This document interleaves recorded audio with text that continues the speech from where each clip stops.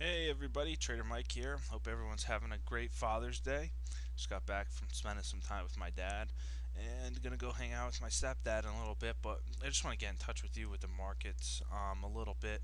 Last week we had this nice strong rally once we did break this downtrend line. We had a strong rally right up into this 112 area, which is the 50% retracement mark in the market from the past recession.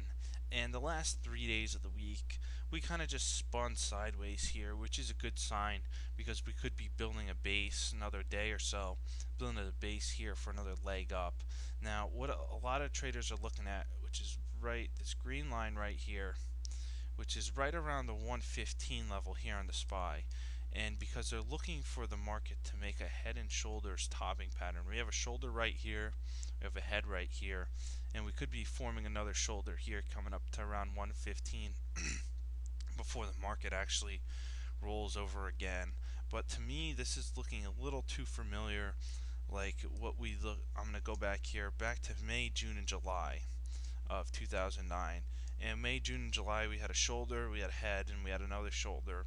And once we got down to right around this 87 level here on the SPY, we actually had a failed pattern and a massive rally off of this. Now, at this point, everyone in the market, all the traders, our cash in, people on TV were saying, oh, head and shoulders pattern in the market, we're going to short it. Well, when everyone goes one way, of course, the market goes exactly the other. Now, if we start to see this pick up even more, or it is looking like a head and shoulders pattern, and many people are still talking about shorting this 115 level here or 1150 on the SPY. Now, most likely, it's not going to work out.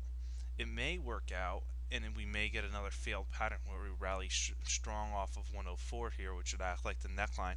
But most likely, if many people are shorting this 115 level in the SPY, most likely we'll actually see the market actually pop up higher, maybe 116, 117, before we roll back over, or we could not even reach it and just roll back over here. If we start testing this 104 level again within the next week, I'm going to probably become significantly bearish because we've just came down and tested it. But if you give it about 3, 4, 5 weeks before we actually come down there again and test 104, this might be a prime buying opportunity in the market. Just because right here we are, stochastics are starting to turn over just a little bit. Doesn't mean we're actually going to top out, because if you looked what happened last time in February, the stochastics got into the overbought and we pulled back just a little bit here as we did in the price, and then we had full embedding of the stochastics for 2 straight months. We just had this monstrous leg in this rally here. So I'm not going to put too much weight into how the stochastics are looking out at this time, as they're looking like they may roll over, because we can easily just embed like we did here prior and have another monstrous leg up. You need to remember here, we'll go back here, we have some gaps here in the market right around 119 and right over 120, and again over here right around 121. We have these gaps, and at some point they're going to be filled, whether it's coming up soon, which is a toss-up because we do have some pretty bad news in the market, but we seem to be rallying off this news, which is a good sign. Or later on in the future, we do need to keep in mind of these gaps. I do have them charted out on my shorter term time frames, but we're kind of just looking at a bigger picture here in the SPY.